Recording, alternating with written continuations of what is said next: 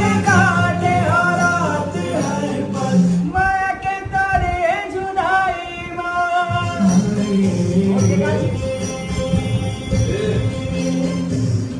लगाते सवन भैरी अब तो ये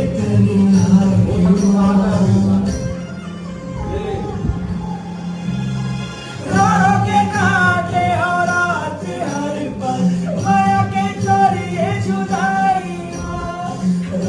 के काटे और रात हर पल माया के तारे जुदाई के काटे और रात हर पल माया के तारे जुदाई के काटे और रात हर इला रोते होते नहीं लगता भाई हाथ